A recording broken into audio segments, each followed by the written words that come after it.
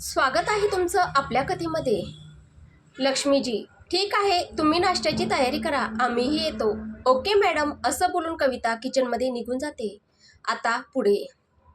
दुसरीकडे कबीर राठोड भावांकडे पाहत मनात विचार करत होता. घर खूप मोठं आहे, नोकरही बरेच आहेत, पण आता फक्त एकदा ईश्वरीला भेटू दे आणि ती ठीक आहे ना हे समजलं की मला समाधान मिळेल.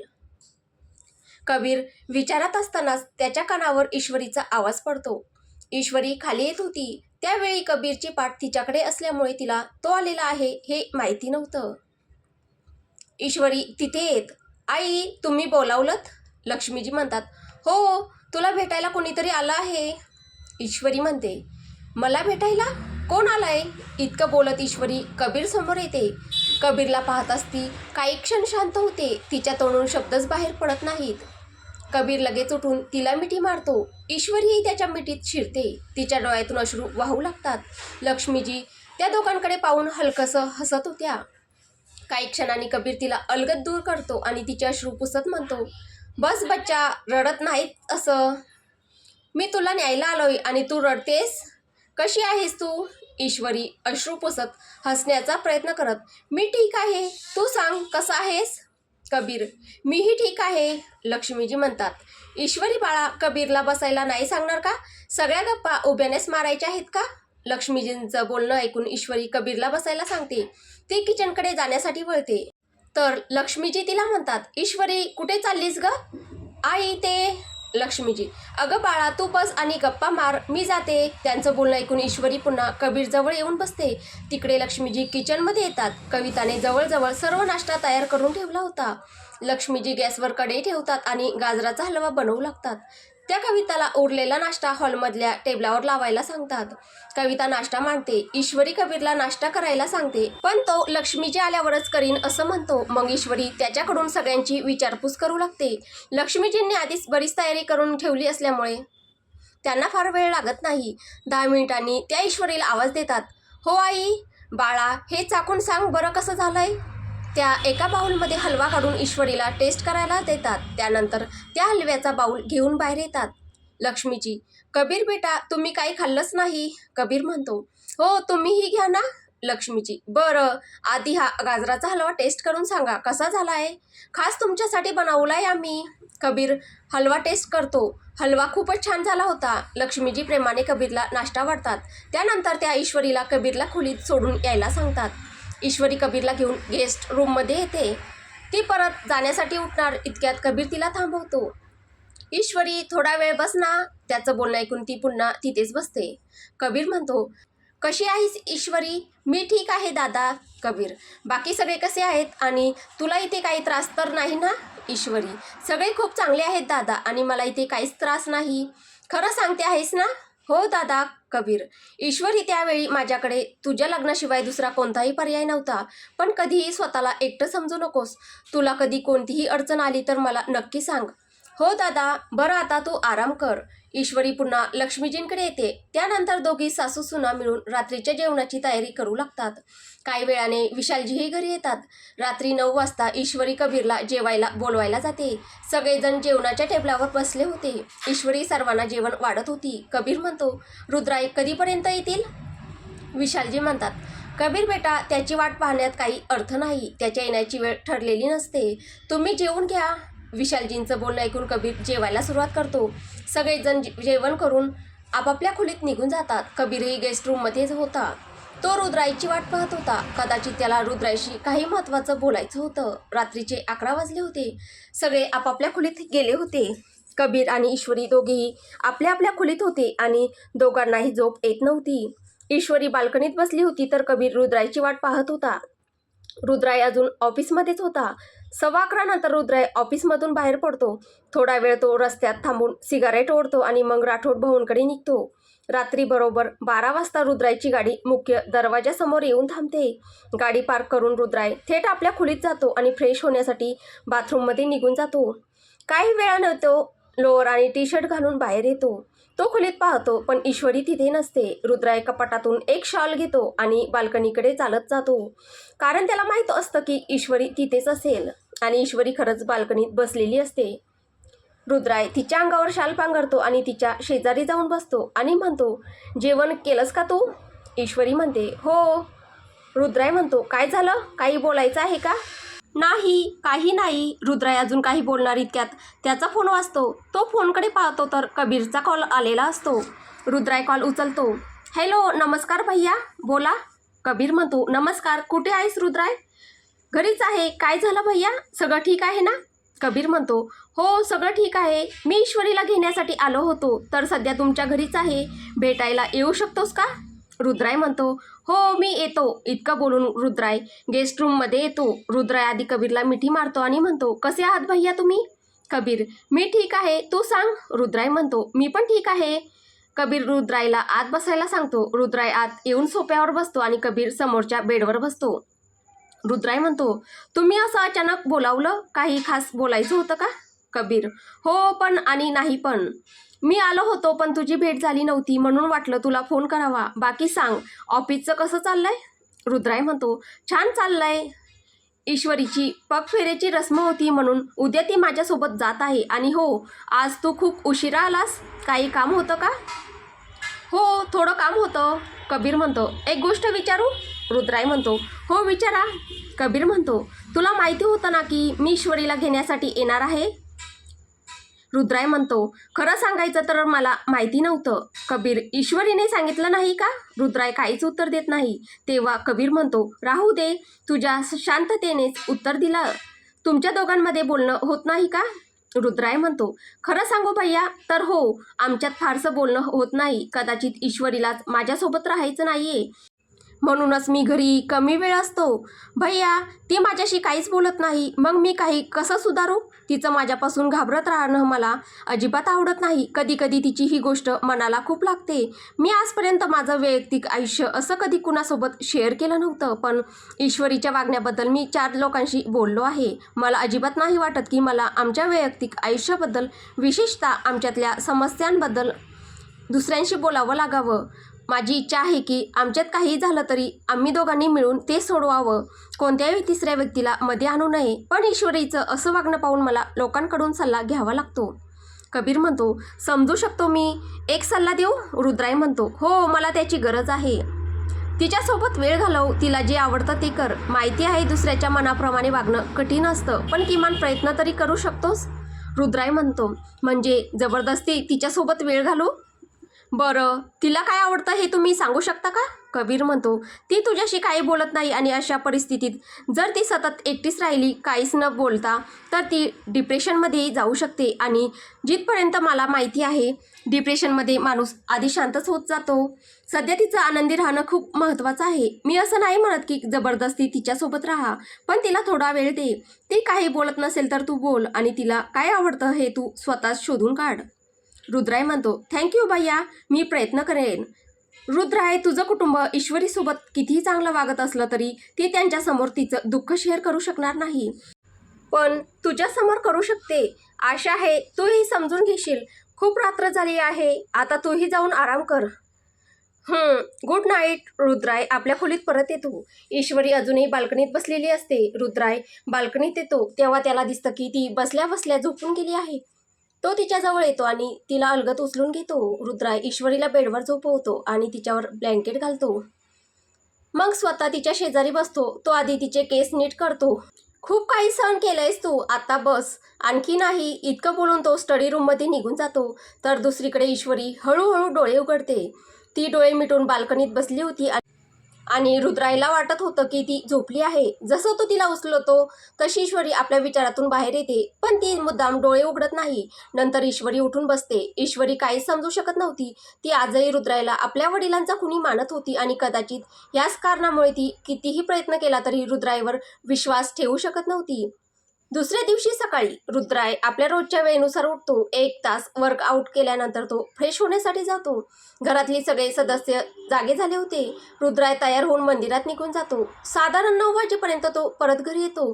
तोपर्यंत सगळेजण फ्रेश होऊन डायनिंग टेबलवर आलेले असतात. रुद्राही त्यांच्यात सामील होण्यासाठी येतो. सगळे मिळून नाश्ता करतात आणि मग आपापल्या खोलीत निघून जातात. तर लक्ष्मीजी आणि ईश्वरी हॉलमध्ये बसल्या होत्या. काही वेळाने कबीरही तिथे येतो आणि लक्ष्मीजींना म्हणतो, आई आता मला निघायला हवं, परवानगी द्या. लक्ष्मीजी, बेटा संध्याकाळी जा ना, अजून थोडा वेळ थांबा. कबीर म्हणतो, थांबलो असतो आई, पण मला आता घरी जाऊन पॅकिंग करायची आहे आणि परत दिल्लीलाही जायचं आहे. लक्ष्मीजी त्याला म्हणतात, बरं ठीक आहे. मग ईश्वरीकडे पाहत, बेटा तू तयार होऊन ये. ईश्वरी तयार होण्यासाठी निघून जाते, तर दुसरीकडे लक्ष्मीजी आणि कबीर बोलत बसतात. कबीर बेटा, तुम्ही दिल्लीमध्ये नोकरी करता का? हो आई, ईश्वरीच्या लग्नासाठी सुट्टी घ्यायची होती, पण त्यावेळी काही कामामुळे घेता आली नाही. नंतर जेव्हा मोठ्या बाबांबद्दल कळलं तेव्हा बॉसशी बोलून 1 महिन्याची सुट्टी घेतली होती आणि आज तो 1 महिना पूर्ण झाला आहे. बॉस चांगले आहेत म्हणून अजून थोडी सुट्टी मिळाली. आता रिसेप्शन पार्टी झाल्यावरच परत निघेल. लक्ष्मीजी म्हणतात, खूप छान. आणि खरं सांगायचं तर कबीर बेटा, आम्हाला रुद्रने जे केलं त्याची खूप लाज वाटते. आम्हाला माहिती आहे की रुद्रने खूप चुकीचं केलं, तरीसुद्धा तुम्ही सगळेजण त्याच्याशी इतक्या चांगल्या प्रकारे वागतात. कबीर म्हणतो, तुम्हाला लाज वाटून घेण्याची गरज नाही आई. खरं सांगायचं तर जेव्हा मी घरी आलो आणि मला सगळं कळलं, त्यानंतर जर समर स्वतःही लग्नासाठी तयार झाला असता तरी मी त्याला नकार दिला असता. जो माणूस लोकांसमोर माझ्या बहिणीला चुकीचं ठरवतो तो आयुष्यभर तिची साथ कशी देईल? मला आनंद आहे की ईश्वरीचं लग्न रुद्रायसोबत झालं. तो चांगला आहे आणि समजूतदारही. लक्ष्मीजी म्हणतात, तुम्ही सुद्धा खूप समजूतदार आहात. कबीर, जी धन्यवाद. मी एकदा रुद्रायला भेटून येतो. हो का नाही. रुद्राय स्टडी रूममध्ये बसला होता. ईश्वरी कपडे बदलून आरशासमोर येऊन बसली होती. रुद्रायला समजलं होतं की ईश्वरी तयार झाली आहे. काही वेळाने तो स्टडीतून खोलीत येतो. ईश्वरी पूर्ण तयार झाली होती, पण अजूनही ती आरशासमोरच बसली होती. रुद्रायची नजर आरशावर जाते आणि दोघांची नजर एकमेकांना भिडते. दोघेही आरशातून एकमेकांकडे पाहत होते, पण लगेचच रुद्राय नजर वळवतो आणि ईश्वरीही. ईश्वरी आरशासमोरून उठून बाजूला होते, तर दुसरीकडे कबीरही आपल्या खोलीत होता. आधी तो रुद्रायला बोलवायचा विचार करतो, पण मग काहीतरी विचार करून त्याला बोलावत नाही आणि तिकडे ईश्वरी रुद्रायसमोर येऊन उभी राहते. कदाचित तिला त्याला काही विचारायचं असतं. रुद्राय म्हणतो, तयार झालात का तुम्ही? हो. मग निघूया? हो. मग थोडी थांबून ऐका ना, तुम्हाला काही विचारायचं होतं. हो विचारा. हळू आवाजात ईश्वरी म्हणते, तुम्ही नाराज आहात का? रुद्राय म्हणतो, कसल्या गोष्टीवरून? मी तुम्हाला माझ्या जाण्याबद्दल सांगितलं नाही म्हणून, आणि तुमची परवानगीही घेतली नाही. रुद्राय म्हणतो, काही हरकत नाही, मी नाराज नाही, आणि तसंही आईला तर माहिती होतंच. तेवढं पुरेसं आहे. निघूया? ईश्वरी होकारार्थी मान हलवते. ती आपली ट्रॉली बॅग उचलण्यासाठी हात पुढे करते. तेवढ्यात रुद्राय बॅग पकडतो. रुद्रायचा हात ईश्वरीच्या हातावर पडतो. दोघेही एकमेकांकडे पाहू लागतात. रुद्राय लगेच आपला हात मागे घेतो. ईश्वरीही आपला हात मागे घेते. रुद्राय म्हणतो, सॉरी, माझं लक्षच गेलं नाही. ईश्वरी म्हणते, काही हरकत नाही, तुम्ही चला, बॅग मी घेतो. इतकं बोलून रुद्राय बॅग हातात घेतो आणि ईश्वरीसोबत खोलीबाहेर पडतो. दोघेही एकत्र खाली येत होते. कबीर हॉलमध्येच होता. रुद्राय जिन्यावरून खाली येताना ईश्वरीला म्हणतो, तुम्हाला माझ्याकडे काहीही विचारण्यासाठी परवानगी घेण्याची गरज नाही. तुम्ही सरळ विचारू शकता. तो हक्क आहे तुमचा. ईश्वरी रुद्रायकडे पाहू लागते. दोघेही खाली हॉलमध्ये येतात. रुद्राय कबीरसोबत बाहेर जायला लागतो, तर दुसरीकडे ईश्वरी लक्ष्मीजींना भेटते. लक्ष्मीजी म्हणतात, स्वतःची काळजी घे बेटा, तुझी खूप आठवण येईल मला. ईश्वरी लक्ष्मीजींना मिठी मारते आणि म्हणते, मलाही तुमची खूप आठवण येईल आई, तुम्हीही स्वतःची काळजी घ्या. ईश्वरी लक्ष्मीजींपासून दूर होते आणि त्यांच्या पायांना स्पर्श करते. सौभाग्यवती भव, सांभाळून जा बेटा. हो आई. लक्ष्मीजी ईश्वरीला सोडण्यासाठी गेटपर्यंत येतात. कबीर त्यांच्या पायांना स्पर्श करतो आणि मग रुद्रायला भेटतो. निघतो रुद्राय? हो भैया. रुद्राय ईश्वरीसाठी गाडीचं दार उघडतो. ईश्वरी आत बसते. कबीरही गाडीत बसतो. रुद्राय पुन्हा ईश्वरीकडे पाहत म्हणतो, स्वतःची काळजी घ्या, काही झालं तर मला फोन करा. ईश्वरी म्हणते, हो. इतकं बोलून रुद्राय मागे सरकतो. कबीर गाडी सुरू करतो आणि ते दोघे तिथून निघून जातात. ईश्वरी आणि कबीर गेल्यानंतर रुद्राय आपल्या रूममध्ये येऊन तयार होतो आणि लक्ष्मीजींना सांगून ऑफिससाठी निघून जातो. तर दुसरीकडे ईश्वरी जेव्हा सिहोरला आपल्या काकांच्या घरी पोहोचते, तेव्हा आनंदजी आणि सुमित्राजी तिचं स्वागत करतात आणि ईश्वरी घरात येते. तिच्या डोळ्यात नकळत पाणी दाटून येतं. ईश्वरी दोघांनाही भेटते. मग सुमित्राजी तिला नाश्ता करून देतात आणि स्वतः किचनमध्ये दुपारच्या जेवणाची तयारी करण्यासाठी निघून जातात. ईश्वरी काही वेळ तिथेच बसून राहते आणि मग कबीरला म्हणते, भैया आत्या कुठे आहेत? कबीर म्हणतो, त्या त्यांच्या रूममध्ये असतील, तू थकली असशील, जाऊन थोडा आराम कर. ईश्वरी म्हणते, ठीक आहे, पण आधी एकदा आत्यांना भेटून येते. कबीर तिला म्हणतो, ईश्वरी तुला माहिती आहे ना आत्यांची प्रतिक्रिया कशी असेल तरीही. ईश्वरी म्हणते, काही हरकत नाही भैया, त्या मोठ्या आहेत. कबीर म्हणतो, जसं तुला योग्य वाटतं तसं कर. ईश्वरी सुनीताजींना भेटण्यासाठी जाते, पण अजून ती त्यांच्या रूमच्या दरवाजाजवळच उभी असते. ईश्वरी एकदा खोल श्वास घेते आणि त्यांच्या रूममध्ये जाते आणि म्हणते, नमस्कार आत्या, कशा आहात तुम्ही? सुनीताजी, आलीस इथे कशासाठी आली आहेस? ईश्वरी म्हणते, तुम्हाला भेटायला. सुनीताजी, त्याची काही गरज नाही आणि तुला माहिती आहे ना मला तुझ्याशी बोलायला आवडत नाही, तरीही येतेस. ईश्वरी म्हणते, प्रयत्न करते, कदाचित एक दिवस तुमचं मन बदलेल. सुनीताजी म्हणतात, माझं मन कधीच बदलणार नाही, जा इथून. ईश्वरी म्हणते, आज नाही तर उद्या, पण कधीतरी मी तुमचं मन नक्की जिंकेल आत्या. ईश्वरी थोडी उदास होते. ती आपल्या रूममध्ये जाऊन आराम करू लागते. तर दुसरीकडे रुद्राय आपल्या ऑफिसमध्ये बसलेला असतो. तो आधी ईश्वरीला फोन करण्याचा विचार करतो, पण मग करत नाही. रात्र झाली होती. आज रुद्राय रात्री 11 वाजताच घरी आला होता आणि सध्या तो लॅपटॉपवर बसून काम करत होता. तर ईश्वरी रात्रीचं जेवण करून बाल्कनीत बसली होती. काही वेळाने रुद्राय आपला लॅपटॉप बंद करतो. तो स्टडीमधून रूममध्ये येतो. आज त्याला त्याची रूम खूप रिकामी वाटत होती. तो आधी बेडवर झोपण्यासाठी जातो, पण मग न जाणो का उशी घेऊन समोरच्या सोफ्यावर जाऊन झोपतो. बराच वेळ जागाच राहिल्यानंतर रुद्रायला झोप लागते. तर ईश्वर ही बाल्कनीत बसल्या बसल्या झोपून जाते. असेच 3 दिवस निघून जातात. ना रुद्राय फोन करतो ना ईश्वरी, पण दोघांनाही एकमेकांच्या फोनची प्रतीक्षा होती. रात्रीचे 9 वाजले होते आणि आज रुद्राय पायल आणि रोहन यांच्या घरी जेवणासाठी जाणार होता, कारण जवळपास 1 आठवडा झाला होता तो दोघांनाही भेटला नव्हता. रुद्राय ऑफिसमधून निघतो आणि पायलच्या घरी येतो. अजून तो दरवाजावर टकटक करणार इतक्यात पायल दरवाजा उघडते. रुद्राय तिला मिठी मारत, काय बात आहे, दारातच बसली होतीस काय? पायल म्हणते, नाही भाऊ, तुझी गाडी पाहून ओळखलं की तू आलास. रुद्राय म्हणतो, माझ्यासोबत राहून शहाणी झाली आहेस. पायल, खरंच भाऊ, तूही आता समजूतदार झाला आहेस. इतकं बोलून पायल हसू लागते. रुद्राय पायलसोबत हॉलमध्ये येतो आणि मोठ्याने म्हणतो, रोहन कुठे आहेस? तेवढ्यात रोहनही आपल्या रूममधून बाहेर येतो. रोहन रुद्रायला भेटतो आणि तिघेही सोफ्यावर बसून गप्पा मारू लागतात. रोहन म्हणतो, पायल जेवण वाढ. पायल हो म्हणत उठते. इतक्यात रुद्राय तिचा हात पकडून तिला पुन्हा आपल्या बाजूला बसवतो आणि तिच्या खांद्यावर हात ठेवतो. रुद्राय म्हणतो, पायल कुठेही जाणार नाही, तू जेवण वाढ. रोहन पुटपुटत, हे बरोबर आहे, बहिणीकडून काम करून घेणार नाही, पण भावाची अजिबात दया येत नाही. रुद्राय म्हणतो, काय म्हणालास रोहन? रोहन म्हणतो, काही नाही, चला तुम्ही दोघं. रोहन जेवण वाढायला निघून जातो. तर रुद्राय आणि पायल डायनिंग टेबल जवळ येतात. सगळे मिळून जेवण करतात. जेवणानंतर पायल म्हणते, भाऊ कुठेतरी बाहेर जाऊया ना. रोहन म्हणतो, इतक्या रात्री आणि बाहेर जाऊन काय करायचं आहे? रोहनला असं बोलताना पाहून पायलला समजतं की रोहन कोणत्या ना कोणत्या गोष्टीमुळे अस्वस्थ आहे. जरी पायल आज डॉक्टर असली तरीही ती कधीच रोहनचं म्हणणं टाळत नाही. पायल म्हणते, काही नाही भाऊ, राहू दे. आपलं बोलून पायल तिथून निघू लागते. तेवढ्यात रुद्राय म्हणतो, पायल तयार हो, आपण बाहेर जात आहोत.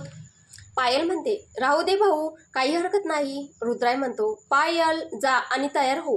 रुद्रायचं बोलणं ऐकून पायल आपल्या रूममध्ये निघून जाते. तर रुद्राय रोहन जवळ येतो. रुद्राय म्हणतो, काय झालंय तुला? रोहन म्हणतो, काही नाही. रुद्राय म्हणतो, काहीतरी सांगशील, काय झालंय? रोहन म्हणतो, तुझ्या लग्नाच्या दिवशीच पायलवर हल्ला झाला होता. त्यावेळी कबीर वेळेवर पोहोचला होता, पण जर कधी ती एकटी असती तर, म्हणूनच आता मी तिला कुठेही एकटं जाऊ देणार नाही आणि रात्री तर अजिबात नाही. रुद्राय म्हणतो, म्हणजे आता तू तिला माझ्यासोबतही जाऊ देणार नाहीस? माझ्यावरही विश्वास नाही का तुला? रोहन म्हणतो, तसं नाही रे यार, तुला कसं सांगू, त्या दिवसापासून मी खूप घाबरलो आहे. तिच्या बाबतीत कोणताही धोका पत्करायचा नाही मला. आई बाबाही इथे राहत नाहीत. मला काही समजत नाहीये, काय करू? रुद्राय, रोहन ती लहान मुलगी नाहीये, मोठी झाली आहे आणि समजूतदारही आहे. तू काळजी करू नकोस आणि जोपर्यंत मी आहे तोपर्यंत माझ्या बहिणीला काही होऊ देणार नाही. रोहन म्हणतो, माहीत आहे. रुद्राय म्हणतो, तू पण चला सोबत. रोहन म्हणतो, नाही, तुम्ही जा, कदाचित ती माझ्यावर रागावली असेल. मला इतकं कठोरपणे बोलायला नको होतो. रुद्राय म्हणतो, मी तिच्याशी बोलतो. रोहनशी बोलून झाल्यावर रुद्राय पायलला आवाज देतो. पायल ब्लेझर घालून खाली येते. ती एकदा रोहनकडे पाहते, पण रोहन दुसरीकडे वळून उभा राहतो. पायल म्हणते रोहनला, दादा, जर तुला नको असेल तर मी जाणार नाही. जा, पण लवकर परत ये. रोहनचं बोलणं ऐकून पायल रुद्रायसोबत बाहेर येते. रुद्राय आणि पायल दोघंही कारने आधी एका दुकानात येतात, जिथे रुद्राय पायलसाठी चॉकलेट्स खरेदी करतो. पण पायलचा मूड अजूनही फारसा ठीक नव्हता. रुद्राय तिच्या खांद्यावर हात ठेवतो. तर आता पुढे काय होईल हे आपल्याला पुढच्या भागात पाहायला भेटेल. तुम्हाला ही कथा कशी वाटते आहे कमेंटद्वारे नक्की कळवा. कथा आवडत असेल तर व्हिडिओला लाईक करा, शेअर करा. कथेचे पुढील भाग ऐकण्यासाठी आपल्या चॅनलला सबस्क्राईब करा. धन्यवाद.